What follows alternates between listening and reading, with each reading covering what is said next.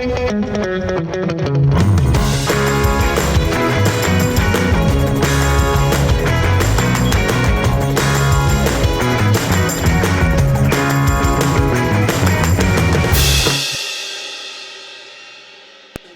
here we go. We are back live. This is Kendall Lutz here in Conversations with Kendall.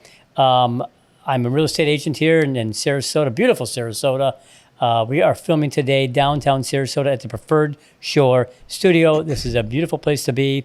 If you're looking to invest down here, move down here. If you're looking to move away, give me a call. Again, it's Kendall Lutz, 847-980-8987 with Preferred Shore. My guest today is a magnificent guy from MI Homes.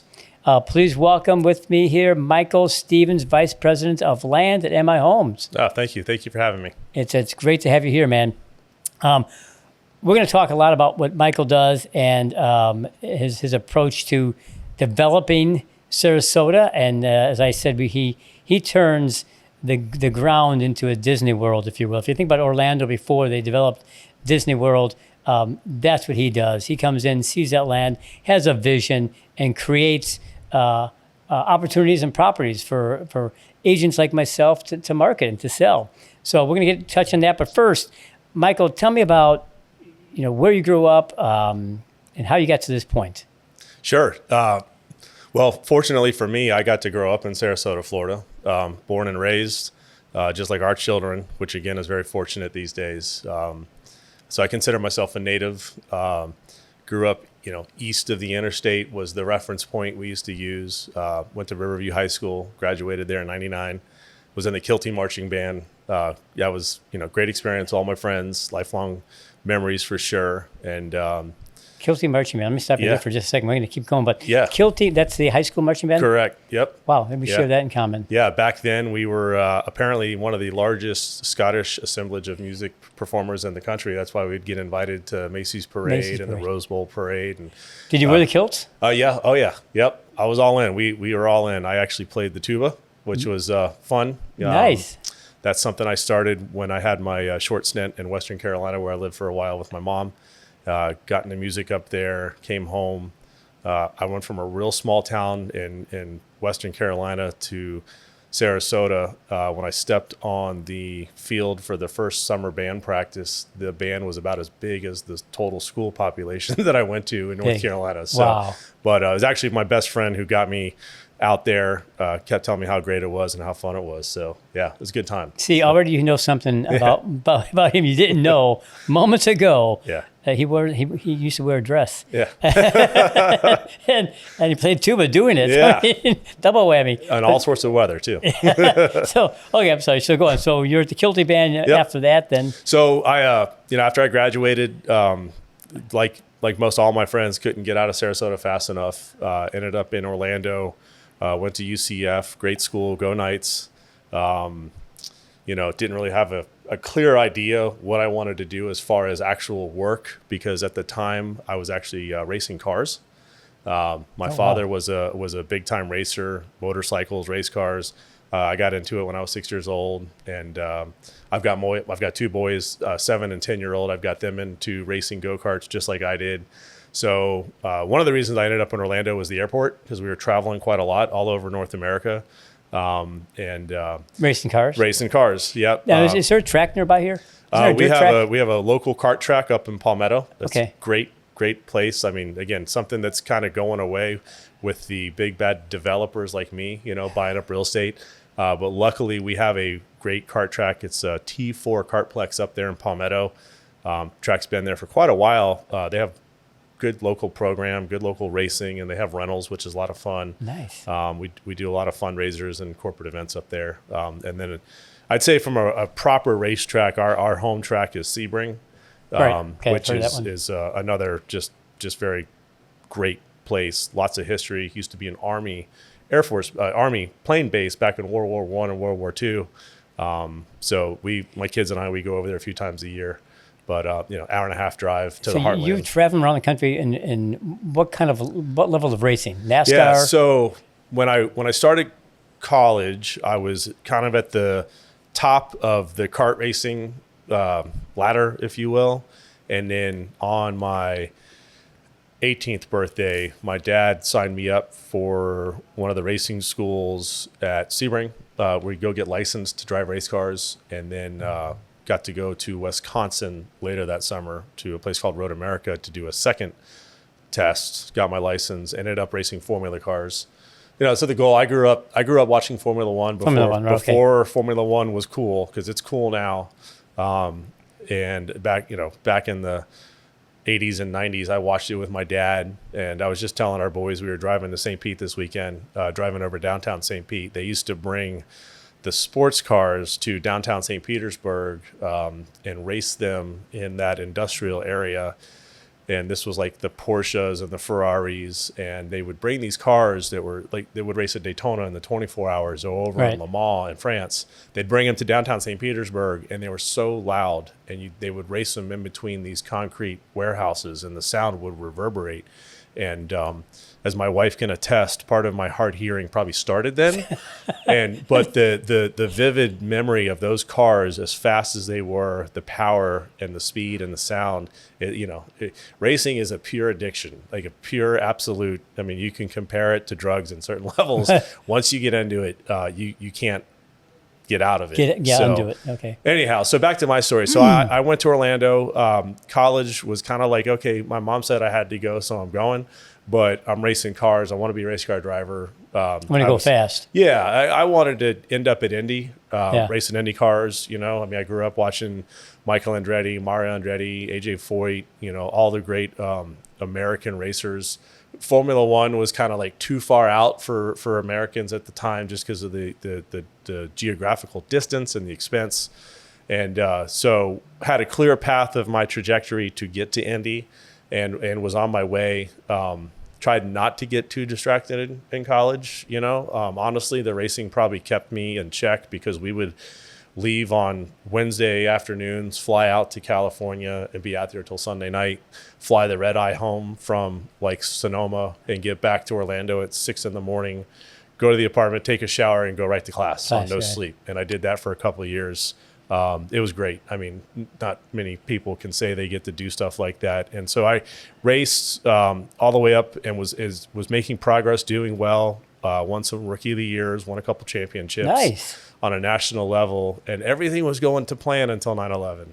And then when 9/11 hit, and I was right at the kind of the cusp of breaking into the next level of the Formula car world, which would have then got me to Indy. Had I kept my performance, but 9/11, the sponsors, like some of them just went out of business. I mean, they never recovered. But all the sponsorship money, because if you don't have the cash, it's not, you don't just show up and say, hey, let me drive, especially in the ladder series. So it was a tough deal, but honestly, looking back in hindsight, everything I think happens for a reason. I'm a firm believer of that. I was in I think I was in the beginning of my senior year. And, it was at that point where I really needed to spend more time focusing on college and get the degree wrapped up. They said 9/11 that happened. Yeah. Now, what connection did that have to racing? So a lot of the sponsorships for me back then were financial institutions, investment companies. My dad was in the investment world, financial planning, stockbroking, they used to call it. And so all the sponsorships were coming from there. And 9/11 just, the uncertainty, like, more recently, COVID, people just stopped investing, stopped spending money, because they thought the world was ending. And to a certain degree, it was. So that put a dent in the progression. I got back to racing after, so I focused on college, got my degrees, got done there. Somewhere in that point, I decided I'd be an adult, go get a job.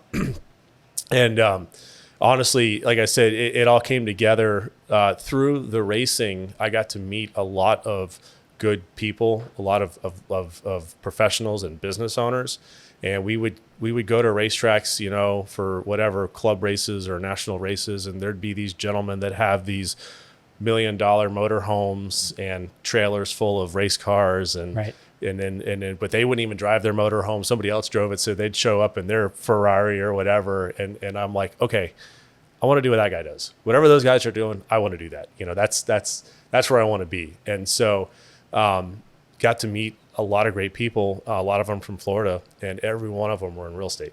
They were either contractors, general contractors, land developers, home builders, local home builders. And actually one of the gentlemen that really got me into the business was a custom home builder in Orlando, as well as a commercial general contractor.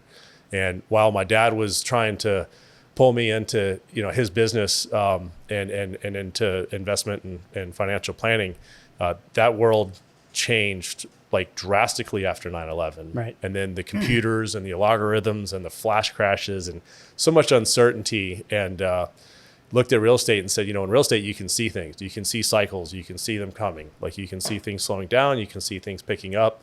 And if you're creative enough and thorough enough, you can be successful. And so I just got lucky. I met a couple of guys who had businesses, and that the one gentleman said, why don't you come work for me as my real estate agent and help me sell some beautiful custom homes in some beautiful neighborhoods in Orlando. And in the middle, I'll put you on some construction projects to be a superintendent. So I got some construction background. And then, oh, by the way, he had a teenage son who he wanted to get more time out racing. So then I got to spend a couple summers working for them, driving that $2 million motorhome and trailer full of go-karts. Doing what you just dreamed about doing. Wow. So it worked out well. And there again, I was not racing full time like I had been, but I was working, I was doing well, I was meeting people, networking, as you know, just huge. Right. Everybody comes out of college. How do I get a job? How do I get a job? It's like, it's who you know. Who do you know? That's right. I mean, you can be the top of your class and all that's great, but if you don't know anybody, it's real tough. So anyway, so that's where it's where it all came together. And so I actually started in real estate sales. Got my salesperson's license the week after I graduated undergraduate, and went to work for a local real estate office in Winter Park, Florida. And just it's a nice place too. Oh, Winter it's Park. awesome. Beautiful. Yeah, that's my wife and I, when we were dating and got engaged, that's where we lived. And if we ever moved back to Orlando, that'd probably be the only place we'd go. Well, now, how did you meet your wife? You met her at college? So funny story, and not funny, just ironic. So she also was in the Kilty band. She looked good in the dress, though. Yes. She wore the kilt as well. We were in the band together. We were in the same sphere of friends, but she played the flute. She actually played the clarinet. Okay. And then she was actually our drum major. Whoa. So outflanked me for the and top. has ever since then. Yes, I will not let go of it. She'll tell you that. When she watches this, she'll reach across the couch and slap me. But no, we were in the band together. We were in the same group of friends, large group of friends. We weren't band nerds because at Riverview the band's as cool as the football team. Sometimes cooler depending on how the football team's doing. Yeah. But we knew each other, acquaintances. Never dated. And then after she went to Florida State, I went to UCF, and we all would come home like Thanksgiving and the holidays and whatever, and we'd all get back together and go out. I drove by the Gator Club, which is the same place it was 25, 30 years ago. We'd all go to the Gator Club and have a good time and party, and just one thing led to another, and all of a sudden, like, we keep bumping into each other, and connected. And again, it's like, all right, I'm done being a bachelor, and Orlando's a great place, and lots of good friends and good memories, but not where I wanted to be ultimately, raising a family, just because, lucky enough to be from Sarasota and knew what it had to offer. And long or the short, Liz and I started dating. It all started on a 4th of July weekend here in Sarasota during one of the boat races when we started dating. And celebrating Independence Day. And soon to be the lack of your independence. That's right. It was fun. It was fine at that point. So we dated for a couple of years, and then our whole lives are filled with irony, and you look back and go, that made no sense, but then you're like, it all worked out. And so she ended up moving to Orlando, where I was still working, and she ended up going to UCF to get her master's degree, because it was just the market was still recovering from I think we were actually still in the Great Recession at that point in time. And I was very fortunate because of what year was that? 2005, 6, somewhere in there. But I ended up I was lucky to stay employed in the real estate industry, which was huge.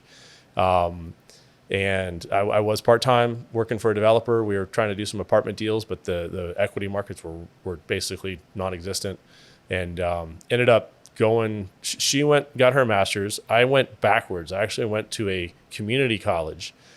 They were given free degrees basically because nobody was going into construction at that point for obvious reasons. It was just decimated. Right. And they had a brand new construction degree program at Seminole State College up there in Lake Mary. And I just happened to hear about it, I think on the radio. Drove up, went to the admissions office, said, hey, I got 2 days a week. I'm not working. Like, can I get into the program? I have an undergrad. I have a bachelor's degree, but, associate's degree in construction. Sounds great. I love building things. So got in, filled out some paperwork. The state was giving grants and scholarships and ended up getting a 2-year construction degree from a community college. Now they're all called state colleges. And that change happened while I was there. And she finished her master's. Market was still slow. Things weren't happening. I'll tell you that construction degree was probably one of the best programs, and I've been through 3 collegiate programs. The construction program was awesome. I learned a ton. A lot of hands-on, real-world experience, how to do estimating, how to do takeoffs, a lot of contract law, a lot of like just in the middle of it, and finished the associate's degree about the same time Liz finished her master's degree. And then UCF said, hey, we're doing an inaugural master's in real estate program through the finance department. And so I said, oh, maybe I'll go try that out. So I applied to this master's program. It was a cohort. I think they only allowed like 28 people that year. It was the first year. It was in downtown Orlando.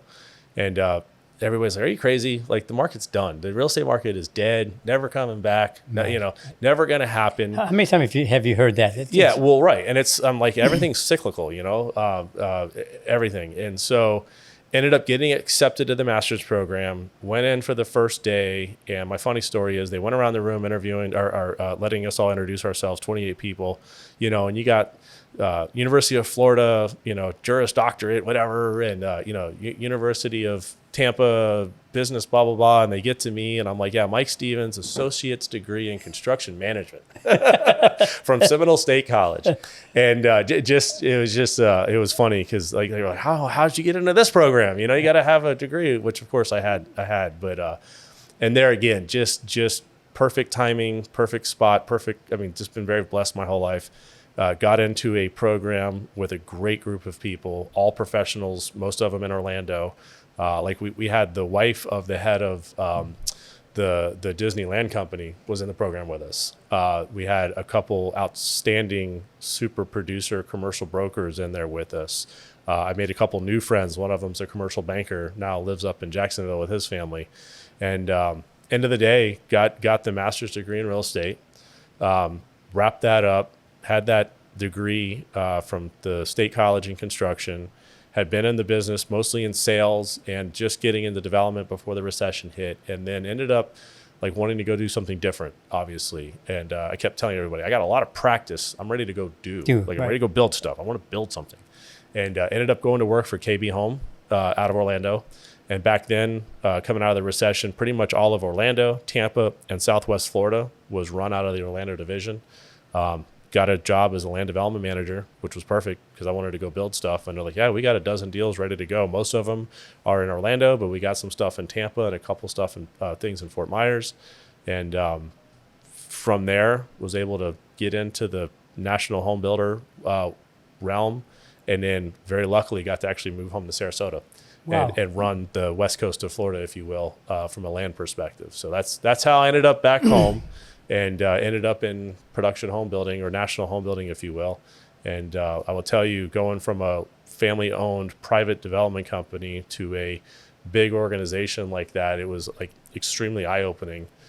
Just the levels of complexity and processes, and the accounting, and they're publicly traded, so you got the federal regulations and reporting and all that, and it really kind of took me to a point where I was like, wow, I'm glad I've done what I've done, because this requires a pretty high level set of skills to do what these companies do.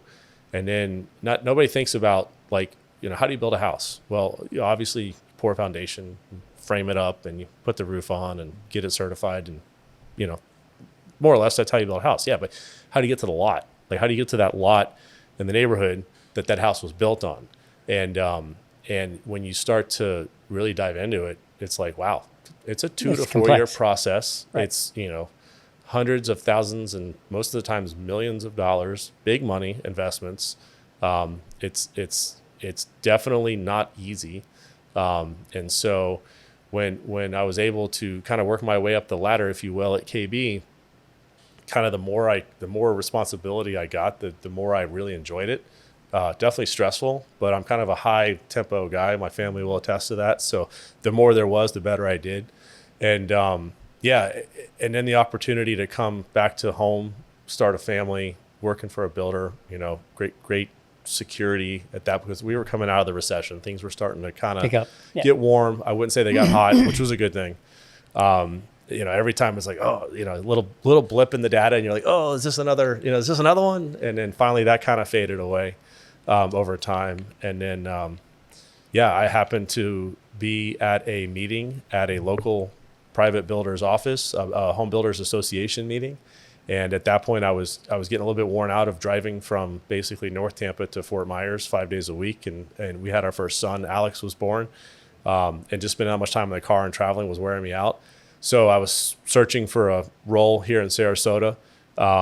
Happened to run into a gentleman named David Hunahan, who I overheard say he had just been appointed president of MI Homes. And again, this is at another local builder's office when all this happened. So I chased David down in the parking lot like a stalker. And I said, hey, when you said MI Homes, are you talking like Tampa? Because they had a Tampa division. Actually, Tampa was the original division outside of Columbus, Ohio, where we're Right. from like 1981. And he goes, no. David says they started a Sarasota division. And I'm like, are you looking for a land guy? Count me in. He goes, yeah, like that's the first person we need. I'm like, here's my card. I'm going to send you my resume. Like, I'm your guy. Don't talk to anybody else. Right. And so it went. We ended up having coffee, doing an interview, went up here up to Tampa to meet the regional president. And again, everything just kind of fell in line. The stars aligned. I ended up getting the job, and it's been wide open ever since. Ever since. Whoa, what a journey, huh? So that just goes to show you band nerds out there, of which I was a band nerd as well. We're going to talk about that in a second here, but those folks, in those programs, we talked about last week. We were talking about the stage door and the folks the kids that go there, and bands, marching bands. You develop a sense of it just teaches you what to do later in life. It creates better people. Yeah. And because you're in a production that you have to be at all the time. You have to practice. You have to be there. You meet people. You travel. You have a commitment. So it teaches you a lot of nice life lessons. I was in a band too. I was in a marching band. In fact, up in Chicago, where I grew up, I was in the Cavaliers, which is a drum and bugle corps. Okay. Just north of us in Racine, Wisconsin, was the Kilties. Mm-hmm. And it was the only. We were an all-male drum corps, and they were an all-male drum corps, and they wore the kilts as well. And we always made fun of them. They were look at the girls in the dress, but they looked really neat. I mean, I'm sure you guys did too. The plaid outfits and so on. We were, I think, the year I moved down was my sophomore year of high school, and I remember we were 380 plus kids in the band. 380. Wow, that's we're a big bigger band. than college bands. Yep. And that particular year was a Macy's trip, because they got to plan them out a year and a half, 2 years in advance for fundraising. So again, I came from this little tiny high school up in Waynesville called Tuscola, and then I come down here and I'm like, 380. They, the Kilties didn't do drum corps, but the band I was in North Carolina, we would go to drum corps, and amazing, Yeah. crazy. And the tuba players, they have to hold the tubas out front in drum corps, not the sousaphone that rests on your shoulder. Like, these guys are like men. Yep. But yeah, when I got down here, it was 380 people. The tuba section, I think, was 12 or 14, which we had, I think, 4 tubas, maybe 3.5, in North Carolina. But yeah, it was a big organization. And to your point, the layers, I think the most important thing I learned from band was leadership. Yep. Like coming into it and seeing the layers, and it's just like home building, like the layers of people and whose responsibilities are what, and everybody's focused on one goal. It's a lot of coordination. But yeah, it was crazy to see a group that big. And then we all got on planes and flew to New York. And I remember we were in Central Park the morning of the parade. We had to be there at like 4 a.m, I think, and it was get ready. Yeah, and it's literally 28 degrees. So yes, we were wearing kilts, Yeah. and it was windy. Long underwear underneath. Yeah. So, but yeah, it was again lifelong memory. Yeah, and like I said, that just shows you something else. The layers of commitment, the layers of everybody doing their job correctly to make the production work. And that's true in almost anything you do that you're successful at, whether it's MI Homes, whether it's the school our kids go to. Yep. Every piece has to work and work well. 100%. Yeah. So tell us now, you obviously, we went through this before. You work for In My Homes, and my wife and I joke all the time about your slogan, and welcome to better. We always thought, why don't you just say welcome to the best? Yeah. Well, how did that, why did you guys stop short of that? What's a thought process? So I can't speak directly to the thought process. We actually changed the company slogan. It used to be Move Up, because MI in the markets that we're in, I think we're in 17 markets now. Let me back up. MI Homes is a publicly traded builder, obviously, but it is truly run, in my opinion, from our leadership like a family business where everyone in the organization we're treated like family from the top down. The company, like if you studied home builders and you studied the product and the price points and what they do and where they do and how they do, MI would be known as a mid-sized builder, not a big one. And we used to be known as like a move-up builder. Like if you're moving out of your 3.2 1400 to a 4.2 with a den because your family grew and you need a little more space, but you also wanted a little nicer house because that's where you were in your life. That's where MI would be known to fill the market, if you will. Right. Yeah. And so they changed it to Welcome to Better probably 5 or 6 years ago. And the whole goal was because home building, as we recovered from the recession, a lot of builders just said, all right, iron's hot, we got to strike. Units. How many units can we do? Let's do as many units as we can, because the unfortunate thing, well, it's not unfortunate, but the double-edged sword is your stockholders want growth, Yep. right? Return on your investment. Yeah. Sure. If you're a teacher and your pension fund has home builders in it, you want your home builders to grow. Right. That's how the whole thing works. And so a lot of people started going for units and volume, but the resources didn't change. The labor force didn't change. The availability of wood and concrete Contractors. and all that, that didn't change. Yep. So there's only one thing that happens. The quality starts to go down, right? So if you're trying to double your volume in a market and not double the resources going in, there's only one place to go, and that's to the quality of what the product is. And I'm not saying any of our competitors build poor quality, because we're all held to the same standards as far as permits and regulations go. But we are not afraid at MI Homes to take longer to build your house the way we told you we were going to build it. And we don't want you to close on your house until the house is completed the way we told you we were going to build it. We care about our customers. Irving Schottenstein, one of our founders, the founder, him and his brother, that treat my customers right. That was his motto.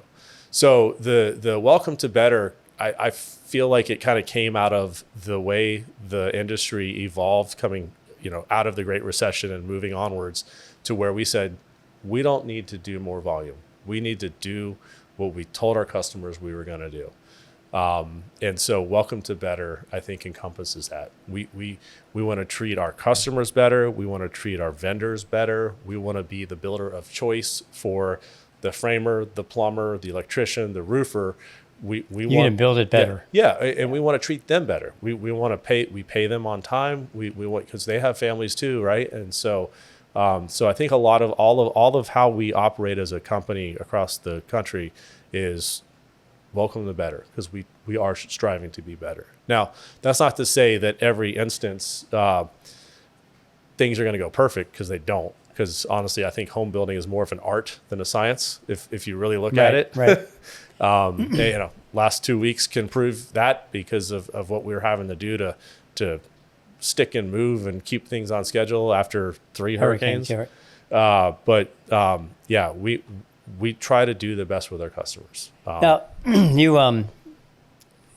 you obviously you say it's kind of ironic you call it the Great Recession. We're not talking about the 30s or 40s here. You're talking about Yeah. 2005, 2006. Yeah. So let's don't get confused. It hasn't been around that long. So you come in, your job. Explain to these folks your job. You come in and like I said, I compared you to Disney. You saw this opportunity. There's this land in Orlando. Let's build something beautiful there, and that's essentially what you do. So tell us about that process and the levels and so on. Yeah, it's I really enjoy the land side because we are creating communities. We have the opportunity to, and we're opportunistic because let's be honest, in Sarasota right now, this place has grown. I mean, it's grown massively in the last 10 years. It's grown a lot in the last 5 years, since COVID and everything. We had a slogan for a while, not our slogan, but we said through COVID, people have discovered the West Coast of Florida, and most of them have been here before, but they forgot about it. When we're looking, my team and I have a great team of people. I have a great group of guys that help me do what we do. There's no way one or two people can, again, like the band, like there's no way we can do what we're doing, the volume and the processes and everything that's required. But we're constantly looking for land, constantly looking for whether it's Mr. and Mrs. Smith's ranch or, Mr. and Mr. Jones' orange grove that's no longer producing oranges, whatever. We're constantly looking. We're looking through real estate brokers. I love working with brokers. I'm a broker. Brokers usually are out there. The slogan, you eat what you kill as a broker. Like we ride on that with those guys and girls all the time because they're great. We use GIS. Like we've got 5 different mapping programs that we use to look for land. And then we have development partners. So we have groups out of Orlando, Tampa, a couple out of Charlotte that come down here and do maybe bigger pieces of land than we might do, just how we operate. But when we find what I call my favorite deal, which is a completely organic, like I literally drove down the driveway, or one of my team members drove down the driveway. The guy knocked on his door, said, "Hey, my name's Lev. I'm with MI Homes, and I see on the map your family has 80 acres here. Just wanted to introduce myself and give him my card." You still do door knocking. Yeah. Oh yeah, yeah. For all the agents out there, it still works. That's never going to go away. I mean, you can send every email and letter in the world. I think face to face is so important. That's how you build trust. Yes. I mean, even right out of the get go. So it takes initiative, obviously. But anyway, so we love finding those deals where maybe a handful of my competitors have already been there. Most of them haven't. They don't always put forth that type of effort. A few do, and those are my favorite guys because we're always constantly going up against one another. But we find that 100-acre property, East Manatee County or East Sarasota County, and you look at it and you back up and go, okay, first and foremost, what are people looking for? What are the buyers? What are the home buyers, the families or the retirees or the first time home buyer move ups? That's been a very tough group to fill the void for. Yeah. Yeah. And we can speak more about that in a minute, but the opportunity to find raw land and take it from the very beginning to a finished community. And we have a couple coming actually in East Sarasota County. It's my favorite thing to do. So as far as our processes go, first of all, having home field advantage, like this is my backyard. I remember what my family was looking for. I remember what my friends' families were looking for. I remember what my friends' grandparents were looking for. We use a lot of that just local knowledge, and we have to back everything up with data because of who we are and how we operate. So we always go back and vet our underwriting assumptions with actual data. MLS, or we have a dozen other national programs that pull who is buying what, where, for what price, and we put all that into an analysis and run the numbers, if you will. But at the end of the day, we still want to create a community. We don't just want to create a lot on lot. Right. And I hear it a lot from my friends all the time. Who wants to live 5 feet away from their neighbor? Reach out the window for a cup of sugar kind of thing. And I don't disagree with that. I don't. But at the same time, the economy is such that there's a level of efficiency you have to incorporate, or those houses are going to be priced above where Market value, right, nobody right. could Yeah, attain them, yeah. right? Except for maybe a select few. So there's a balance there. And then we're always navigating local zoning, comp plan, county governmental entitlement requirements. One of the challenges for Sarasota County that Manatee County didn't have is Lakewood Ranch. And for a long time, my recollection of history is Sarasota County is like, we don't want to be that. We don't want to be a master plan community. We don't want to stack neighborhoods in. We want to keep what we have special, just to us. This is just ours. But meanwhile, they had Palmer Ranch, which was very similar to Lakewood Ranch, just not as much of a Not as dense. yeah. And Palmer Ranch is a beautiful place. Actually, one of my favorite places. They're all my favorites. But yeah. So for a while, Sarasota was just like no growth. No growth east of the interstate. They had what used to be called the 2020. Now it's the 2050 plan, and we don't want any of it. Nothing out there. Leave it farmland. And then all of a sudden, the government officials started realizing our economy is not growing. And there's gold in them, their hills. Right. We can't. Well, we can't fill our schools with teachers. We can't fill our hospitals with nurses. Probably got plenty of doctors, which is great. But offices didn't have admin. And all of a sudden, Manatee is just booming. And they realized that you have to have housing to have a sustainable economy. Do you have to have 1 million houses? Okay, maybe not. Like, you have to be smart about it, and I believe in smart growth. But what that means, I think, is you have to look way out in advance, and then work through the infrastructure planning. And I'll tell you, I work very closely with Sarasota County government's officials and people in the utility departments and the land planning departments, and they're doing a really good job now. I mean, it's obviously tough because I think COVID was a light switch. It wasn't like a slow upwards. It was like a here we go, Yep. And the governments have been in Manatee, and I worked in Charlotte for a while. They were all kind of running from behind for a while, but the capital improvement plans and trying to get things geared up because it just like our business, government's building a road takes 5 or 7 years. And so that means 5 or 7 years ago, you had to have the planning Foresight, in place. yeah. Right. Well, and then you mentioned before you go on, and we talk about trends and so on, but you talk about COVID and the light switch. Mm-hmm. And that's when we moved back down to Sarasota during COVID. And it was a nightmare. And I had to create all kinds of challenges for MI and for you to build these homes because you probably had, millions of people who wanted to be here overnight. Yeah. Well, first thing about COVID that I'll never forget is I had to carry a letter around in my truck that says I am an essential worker because I'm in construction.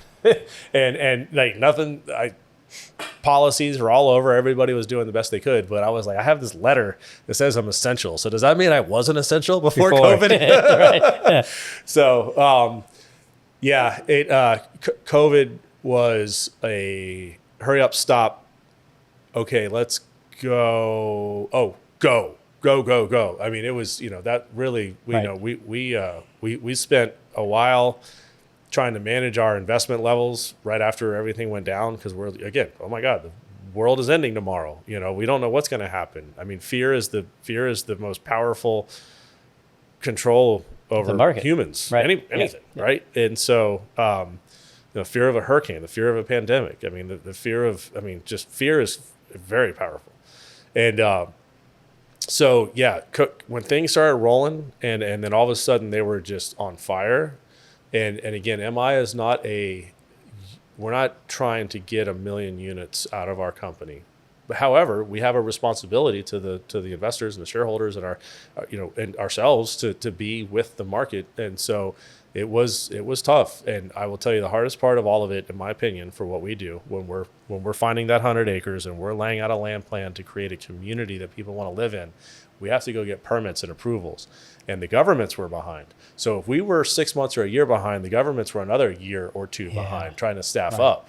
And then to my point about housing and how important it is, all of a sudden the government's like, we have 20 open positions in our in our government facility to help you guys, but we can't get people here because they can't afford to live here because there's not enough houses, you know. And it's ironic to me, and I'm very conflicted. I will tell you that I'm extremely conflicted. I left Orlando. My wife and I left Orlando because we didn't want to raise our kids on the traffic and the congestion, and the crime got a little crazy in Orlando. And we wanted to be home where we felt safe and secure, and it didn't take an hour to get to work or 45 minutes. And so now, luckily, I've got my life set up where I can navigate back roads and not have to deal with the interstate. But every morning I listen to the radio and I hear the traffic report, and I'm like, we're building these houses and these people are coming and the roads are getting congested. So, Coming down from Parish down to here, that's it's a nightmare. Yeah. Well, and everybody in Parish is coming from Hillsborough. Yeah. And it's funny, that's a good point. I'm glad you said that, because the reason Parish blew up is because Hillsborough County effectively put in a moratorium. Their commissioners 6 or 8 years ago said, enough. No more houses unless you can prove the schools have capacity, and if they don't, you have to go build them. Wow. Well, how long does it take to build a school? I tell you, it takes a lot longer than me to build a house. So they'll go build the school, but now I don't have the teachers to put in those schools because I don't have the houses. Wow. So, and I think we have teachers driving down from that area. Yeah, or up from Fort yeah. Myers and Charlotte County. Yeah. No, I know. I talked to Principal Dunn about it. It's so. All that being said, we try to create communities. We aren't always just trying to build the biggest house for the most money. That is not responsible. We don't do that. We do some beautiful big houses, and we do sell them for pretty good prices, but that's not all that we do. And in fact, we have our community in Waterside. It's called Nautique. It's considered an affordable home community under the Sarasota County regulations because there was maximum sales prices established by the county. And when we first launched that community, the company, marketing, sales, leadership, everybody got together and said, like, okay, we're coming out of COVID, and we got this, first responder. What was the program that the federal government was pushing for helping employers? Yes, service. Nurses and right. Radiation techs and all those people. And so we said, look, let's, for the very unique opportunity. First of all, it's waterfront property in Sarasota and Lakewood Ranch, and this is going to be an affordable home community, maximum sales prices. And so we spent the first month or so just selling to first responders, like, hey, and or teachers, like, hey, if you're looking for a house, come see us. Like, we're that's right on Kingfisher Lake, right? Yes, yep. South side. Yeah, correct. Yep. So that's what we did, and we got. I won't say it, like, I don't remember how many sales, but it went off pretty well. And that was just us as a company saying there's a need in this market. They need non-$1 million houses. They need non-$600,000. They need non-$500,000 houses, to be honest. And we still need them. But it was something that we really wanted to do, and we're able to do there because of a lot of things, both financially and jurisdictionally with the county, to allow us to be a little more efficient. And so then, of course, the last couple of years with inflation and everything going on, everybody's like, affordable housing. What can we do for affordable housing? Well, if you understand supply and demand, you just need more supply. Right. And again, I'm not talking about going out here and building 1 million houses at the end of Fruitville Road, because that's probably not smart. Because that's happening already. Well, it is and it isn't, right? But until Fruitville Road is 6 lanes, or at least something more than 2. And the point about that, one of the reasons I've been told, I don't know this for a fact, so don't sing it as gospel, but one of the reasons Fruitville Road is still 2-lane road is from policies from commissioners 15 and 20 years ago. So, we were just up in Clearwater and Palm Harbor over the weekend for a baseball tournament. And my wife and I were driving around yesterday coming home, and all their roads are 6 lanes with medians and beautiful and wide sidewalks. And Lakewood Ranch has done a good job of that. Correct. But you're right, Fruitville is a bit. Lorraine's going to get extended now, and that looks better. But they're getting there. I think when I look at Lakewood Ranch, I see that they took the time to put the infrastructure in there and the roads in there, and that all plays out really well. Even Blue Lake Road. I mean, yeah. So what Lakewood Ranch does, Lakewood Ranch is a stewardship district, which is a quasi-governmental entity regulated by the state of Florida, but it allows the developer to create its own area where it can do that. It doesn't have to wait for the county to build, or the city to build the infrastructure. Right.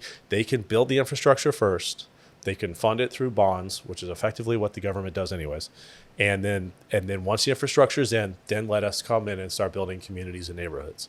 And I'll be honest with you, I've worked all over the state of Florida, Jacksonville to Naples and Miami to Gainesville.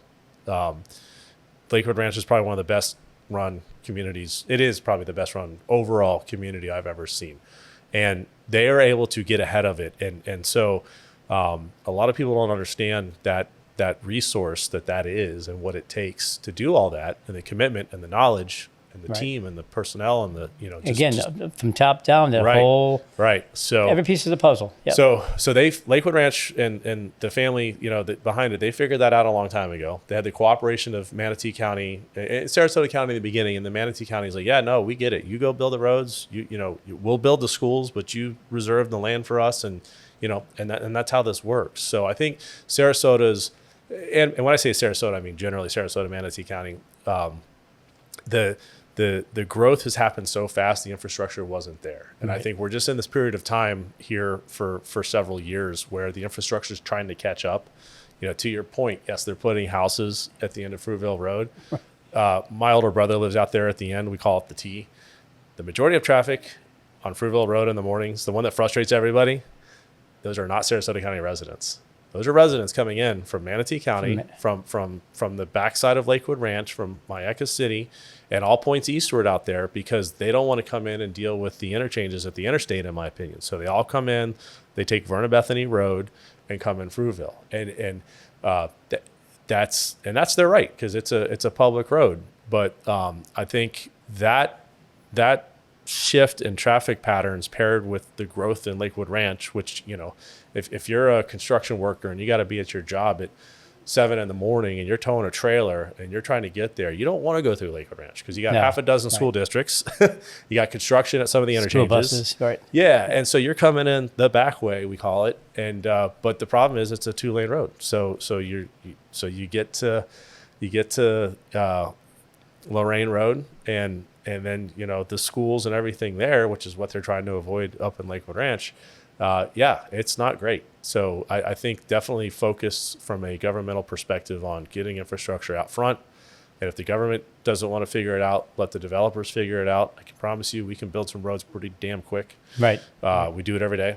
But it's a big machine, right? So it takes a long time. So, but yeah, there's a lot of things out there right now that are challenging for all of us. Again, I don't think it's terrible. It's manageable. But it's slowed down. The COVID rush, I mean, that just, you sold a lot of properties. You created a lot of, you changed the landscape quite a bit right after COVID and right before COVID. Where's the trend going now? And how does MI help us have more affordable housing for families? Yeah, I think, so 2 questions there. Both of them are big ones. I think as a market on a national level, we're still undersupplied. There's the effects of the recession and then the recovery, slow recovery, and then the effects of COVID and labor shortages. We are still, when you look at national data, and we look at a lot of national data, real estate's local, but we started at a national level, that we're still undersupplied, and we're going to be. But just going to be hard to catch up. Right. Yeah. I think on a local level, and this is an interesting time now because we just went through 3 hurricanes. Well, 1 tropical storm and 2 hurricanes. There's a lot of people that are displaced, unfortunately. Like terrible situation. I pray to God every night. I'm so blessed that I'm not displaced. But there are people who've either been forced out of their homes or lost their homes entirely. And now those folks are looking for housing. So I think the market right now as a buyer is going to be still tough. And then, of course, you got this whole interest rate thing. Right. Fed cuts the rate and the 30-year goes up, But and does the interest rates that happened years ago, 5 years ago, 4 years ago, do those low rates that are keeping people in their homes, does that help you catch up for the rest of? It certainly creates a little bit, it creates more demand for us. And of course, the builders have tools we can use like rate buy downs and incentives to help people qualify and get into our houses. I don't know. Some builders say they'll do it forever. I don't know if that's the fact. I mean, the rate buy downs and stuff are not free. There is no such thing as free, so Right. they're not free. But you know, you talk to our parents, like my dad. Oh, my first house, my rate was 17%. Right. You know, and I bought my first house before the Great Recession. I bought my first house, and my interest rate was 6.5%. And I was like, that's unbelievable. It's great money. Yeah, Right? and of course we all know we bought it with no employment, and no paychecks, and Right. you know, what's a credit score? Who cares? You know, Right. well, we ended up in a bad spot, but the interest rates are definitely impactful on the prices. You know, where you would expect them to be, like 600,000 and below, because you know fixed income household stuff.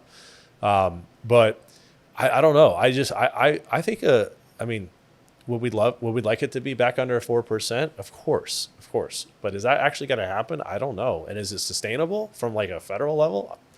I don't think so, but that's just my opinion. But even 5%. Yeah. Getting back down to 5 would be good. Yeah.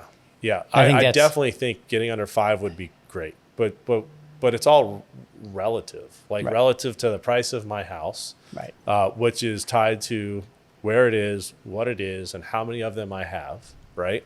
And so when people talk about affordable housing, and I've participated in some boards and some Discussions. some groups for the governments and Right. such, and anytime someone asks me what's the one thing we could do to help address the affordable housing crisis, and it is a crisis if you look at it from just a basic needs perspective, but is help us get through approvals as quick as we can so we can go build it. Because I can't do anything until the governments tell me I can, right? I mean, I can, but it's illegal, and so we try not to do that too often. But like we can't go start delivering communities and lots until we know that the approvals are in hand. And again, it's just this vicious cycle. Like, Right. okay, the government's like, great, I would love to give you your permits, but I've only got 5 reviewers. I need 15, but I can't find them. Well, yeah, because they're all down in another county who let the builders get homes delivered quicker. Right. And So maybe less regulations, less red tape to we get through. don't. People say less regulations, and then they get really emotional about environmental protection and water. And let me Yes. say, I'm a fisherman, and I love the outdoors. I am not saying we need to cut regulations to make things go faster. Would it make it go faster? Sure. What I need is I need the reviewers and the governments to just try to come up with ways, or let us help them come More up efficient. with ways. And we have tools too. Yeah. Like we've got a couple local jurisdictions that let us third party, like go back to the private sector for reviews, and we pay for it as the builder, and Right. we're happy to do so. So let the engineering consultant from another firm come back and review plans for the governments till the final approval. Then the government can sign off, and off we go. Right. There's things like that are out there. I mean, it's an innovative industry. Trust me. If there's a will, there's a way. There's We'll a way. figure it out. But yeah, I definitely think just more efficient processes on a governmental level. So if they rush the approval process through better, to a more efficient job, we'll call that. Yep. Same plan, same technique, but just more efficient. You could have less time to build a home, but ultimately, and even if interest rates come down, I'm sure that's going to create a little bit of a rise in price. And where's a happy medium there, where the average family of 4 can afford a home in Sarasota? What's that level? Yeah, I think the median household income for a true family in Sarasota is $125,000 or $40,000. I think the data says it's like 110, but when you actually think about husband and wife working both, dual Right. income household, it's probably 140, somewhere in there. And so you just have to do the math and back out. Okay, 6% interest rate. You come to the mortgage payment. And historically, you should spend 30% of your income on housing. That's the overtime normal. I think people are definitely spending more right now, obviously. So I think when we underwrite deals, okay, first thing is this a single family location, or is this a townhome location, or is this a villa location? We don't do condominiums because we just don't as a company here in Florida. The regulations, again, Right. are just really tough and time consuming. But we look at our spots and we go, okay, should we do like a 6 units per acre or should we do a 2 units per acre? Like, what's the buyer demand? And I would tell you that I think like a family of 4, you could do a large townhouse, like a 4-bedroom townhouse with a Right. den, which we have, 2-car garage, And I think that price point, honestly, happy medium is in the mid fives, five to 550, 600. And not coincidentally, that's what we're selling our larger townhouses for around the market. I think as you go to a single family home, if you're in Parish and you need 3-bedroom, 2-bath, it's a starter home, we call it, right? Like your family's just getting Right. started. We have those houses up there in the 400s. But here's the difference. In Parish, if you drive Moccasin Wallow, I don't know if you drove Moccasin Wallow Right. 10 years ago, No, not 10 years ago, but you didn't want to. Like, you'd get off and it was black, Wow. it was no lights, and I liked it because I'm an outdoors guy. I'm like, where are the hogs? Let's go. But now it's blowing up. It's crazy because Manatee County, again, got a plan, got infrastructure, builders got to build the roads. and you which have, so you have lots of housing up there at 400,000 or plus, whatever. correct. Yeah, And- because we have more supply. Yeah. So and we can, and so the lot costs come in less. I guess one of the, we could talk about this we should have another session almost Sure. to talk MI homes and what you do and how you do it. We haven't even touched really too much on that, but we're talking about pricing of homes here. Are we at the point now where an affordable home for a family making 140 is maybe a townhouse? And are we going to see more of those? Does MI get into apartment complexes, by the way? We don't do apartments, only for sale stuff. Okay. And I started my career with an apartment developer, like I said earlier, and I drive around Sarasota, and there are a lot of apartments coming out of the ground. Yes. A ton. Yep. And if you're an affordable housing advocate, you're looking at that going, all right, there's a lot of supply. If demand stays fixed, that means rents should come down. Right?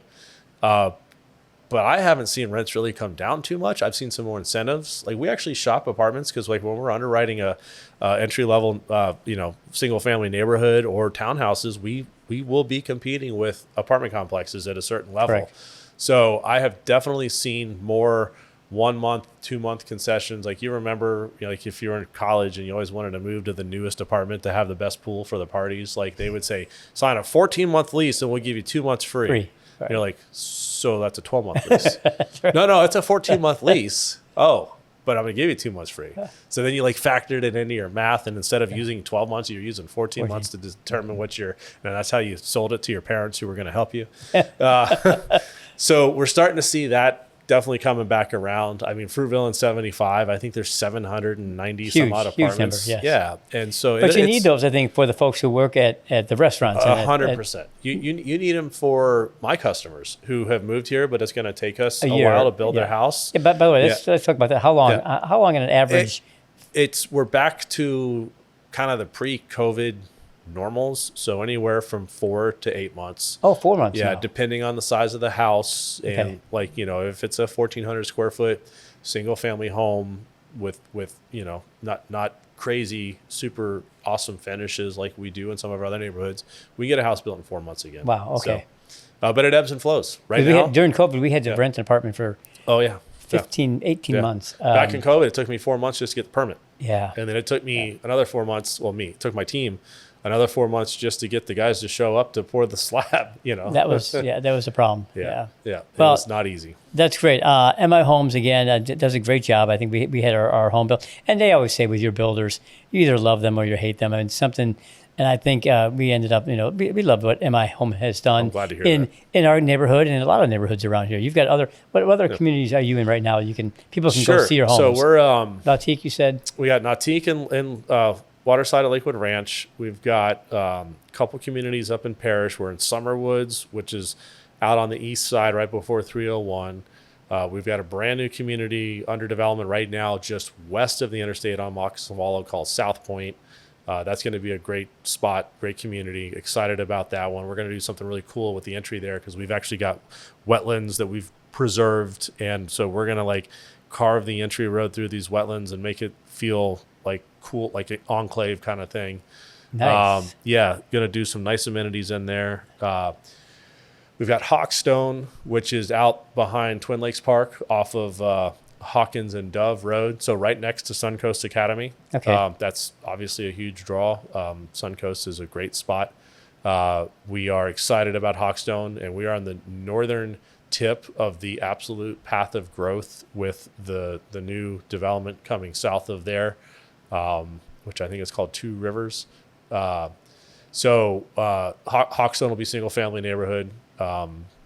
And what's the pricing point on those? Can you still get We're that? not sure yet. Okay. We're getting close. I got to develop the land, make sure I know how much it costs to develop the lots, and then we got to make sure what houses we're putting in there. I expect we'll be going out to sales in that community right before the end of the year. I mean, all the logic you have to put behind this and the cost and the things you have to factor in, like I said, preserving wetlands, drainage, water drainage. Yep. I can tell you in our neighborhood, we had flooding all around us, but ours was perfect. Yeah, that's good to hear. No flooding. Yeah, we're trying to ride a little bit of the modern construction.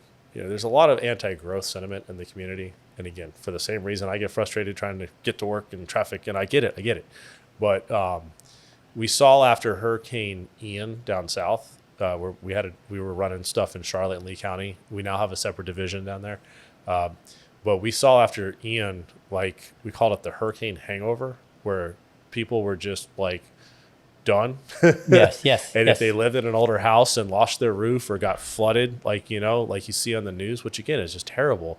But I first thing we did is when we drove our communities and go, how do we sustain? How the neighborhood? How the houses do? Yep. And we were getting letters after Ian, for people just saying, I'm so thankful that I bought a new house, and not just MI Homes, but we were glad to hear that they bought with MI Homes, and that modern construction code. Yes. That if you have a house built in the 80s, unless you've remodeled it and put New windows and shutters and that's why I even reached Yeah. out to you and said, what level was this up to? And Yeah. I just so you know, I've been through a number of hurricanes here on the East Coast. I used to live in Daytona Beach and this side. And if you have a newer home in Florida, the hurricane level 1, 2, and 3 should hold up really well. Yeah.